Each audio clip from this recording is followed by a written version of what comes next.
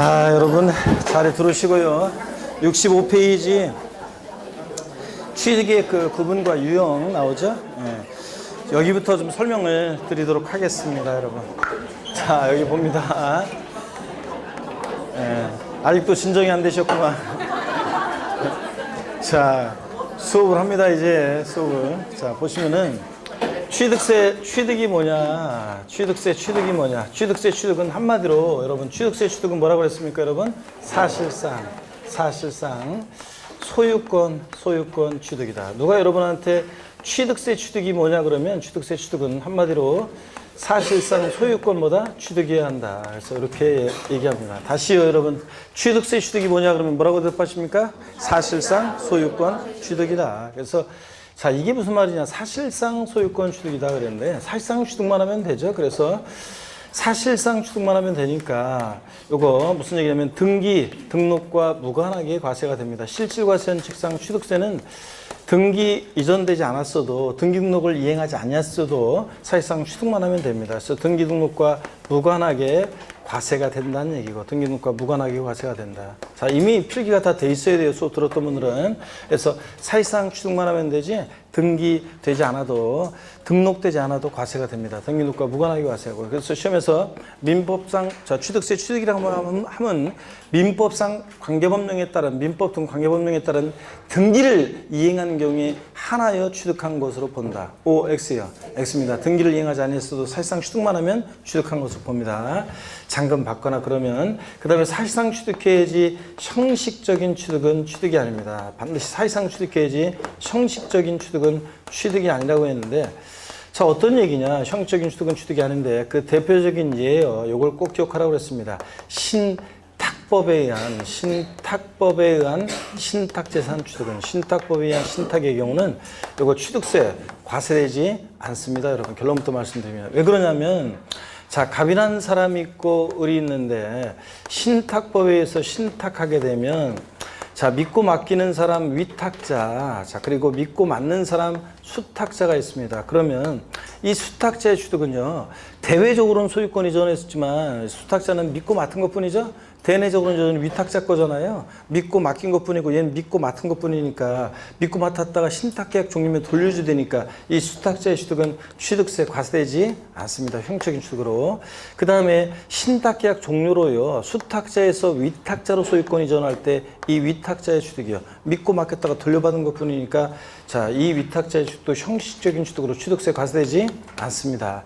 그 다음에 수탁자가 시원찮아서 수탁자를 경질합니다. 경질. 그래서 수탁자의 경질로 인한 새로운 신수탁자의 취득도 얘도 믿고 맡았다가 신탁계약 종료면 돌려야 되니까 취득세 과세되지 않습니다. 결론, 신탁법에 의한 신탁재산 취득은 취득세 과세되지 않습니다, 여러분들. 다만 여러분이 이제 명의신탁을 민법에서 좀 배우셨으면 명의신탁은 단 이제 명의신탁은 과세가 돼요. 그래서 참고적으로 여러분들 단 명의신탁 있잖아요. 여러분 명의신탁은 우리 종중 명의신탁, 부부 명의신탁 뭐 이런 거 배우잖아요, 여러분들. 종중에서 개인으로 명의신탁할 때 취득세 과세됩니다.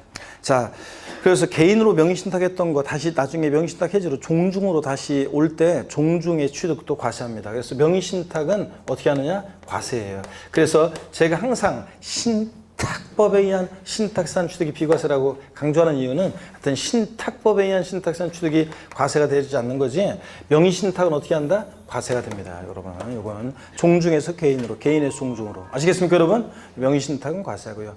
그 다음에 사실상 소유권을 취득해야죠. 취득세는 소유권을 취득해야지 소유권 이외 권리요. 자, 소유권 이외 권리. 그러면 소유권 이외 권리 취득은 취득세가 과세되지 않는데 소유권 이외 권리의 취득은 이외 권리. 취득은 취득세 과세되지 않습니다.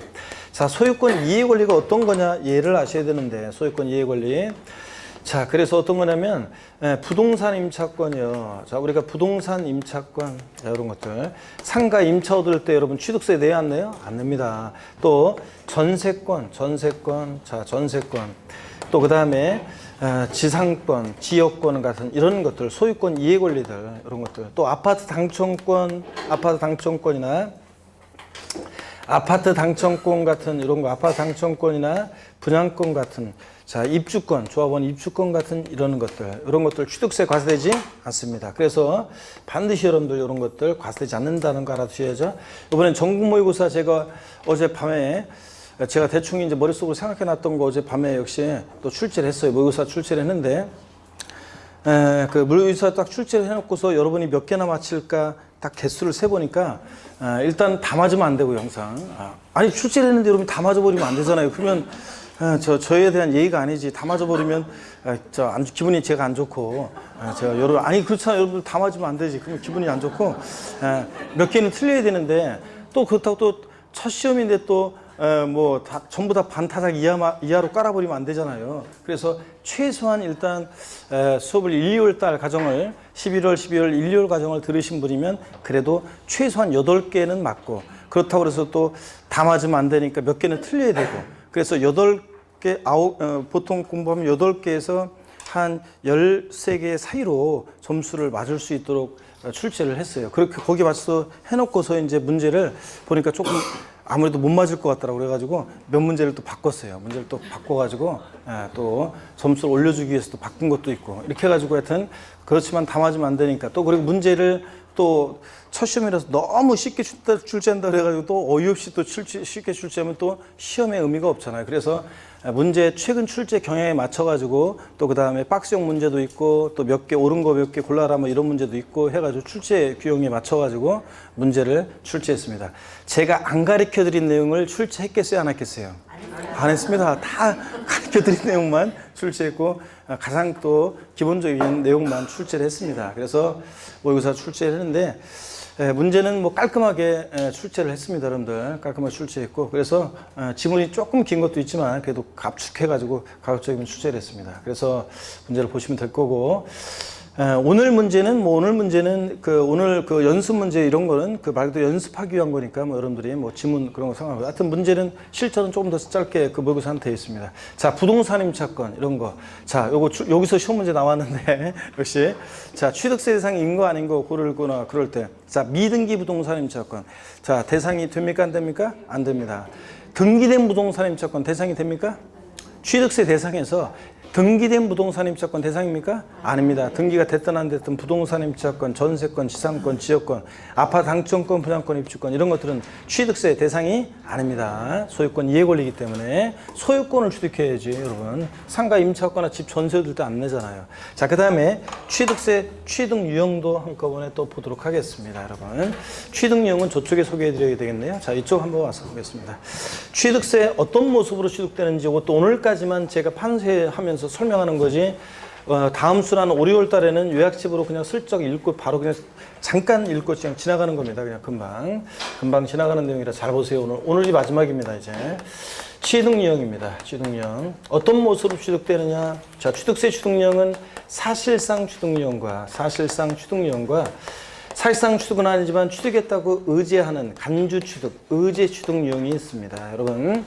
자, 뭐만 것으로 간주한다, 본다, 의지한다 다 같은 말이죠. 자, 사회통념상의 사실상 취득 유형은 아니지만 지방세법상 취득했다고 봐서 취득세가 부과되는 경우가 있습니다. 그럴 때 자, 사실상 취득 유형을 한번 보도록 하겠습니다. 여러분, 지금 강의를 이제 11월부터 쭉 제 강의를 들으신 분들은 강의가 똑같지가 않고 강의가 계속 달라지잖아요, 여러분들. 11월, 12월 달에 강의했는데 1월 달에 강의 안 한 내용이 있고 새로운 내용이 추가되고 지금 3월 달 오니까 1, 2월 달에는 강의했는데 강의 안 하는 내용이 있고 새로운 내용이 추가되고 이렇게 하면서 강의가 진행되죠? 이런 식입니다, 제 강의는. 그래서 이런 것들도 5, 6월 달에는 이제 그냥 요약집으로 한 번 그냥 읽고 금방 지나가는 내용이지 자세히 설명하지 않습니다. 오늘까지만 마지막입니다. 자, 보세요.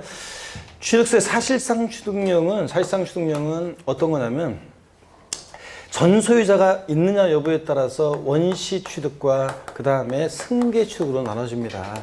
그랬을 때 전소유자 없이 새로이 소유권을 창출하여 취득하는 원시 취득이요, 건축물 신축이요. 자, 건물을 새로 지었다 맨 땅에 지금 전소유자 없고 건물 신축했을 때 취득세가 부과됩니다. 자, 공법에서 배우는 재축도 여러분 원시 취득입니다. 그 다음에 또 매립간척에 의한 토지 취득이요. 공유수면을 매립간